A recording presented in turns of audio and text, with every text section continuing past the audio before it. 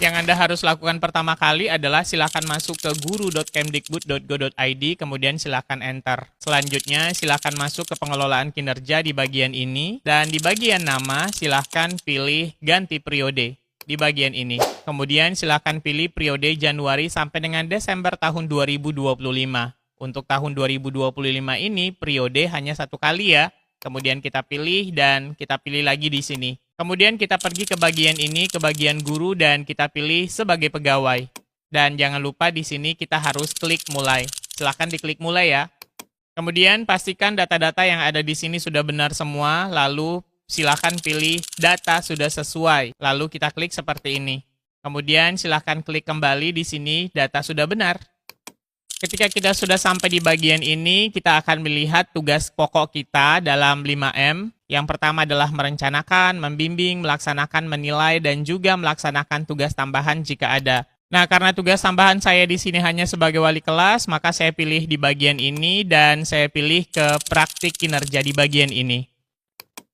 Kemudian kita memilih salah satu yang ada di sini, saya memilih keteraturan suasana kelas, lalu saya pergi ke pengembangan kompetensi. Di pengembangan kompetensi, kita tinggal memilih indikator kompetensi mana yang akan kita tingkatkan pada tahun ini. Di sini ada beberapa indikator kompetensi ya yang bisa kita pilih, kita sesuaikan dengan kebutuhan kita.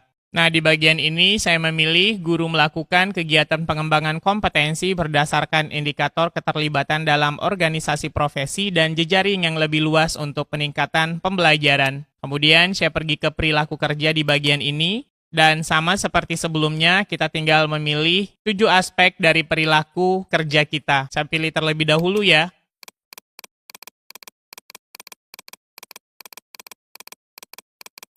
Nah, jika sudah selesai diisi, kita langsung pergi ke bagian rangkuman di bagian ini. Dan ini adalah bagian dari perencanaan kinerja kita dari periode Januari sampai dengan Desember di tahun 2025 ini. Kalau sudah oke, kita tinggal pilih lanjut ajukan di bagian ini. Dan kita klik ajukan ke atasan kita. Nah, setelah rancangan pengelolaan kinerja kita dari Januari sampai Desember 2025 selesai diajukan, apa yang harus kita lakukan? Yang pertama adalah tentu kita dengan diskusi dengan atasan kita, kemudian setelah itu kita mendapatkan persetujuan dan penyesuaian dari atasan kita jika memang harus ada yang diubah, dan yang terakhir adalah lanjut ke kesepakatan lalu kita melaksanakan semua dari aspek kinerja yang telah kita pilih. Lalu kita kembali ke beranda dan menunggu persetujuan dari atasan kita.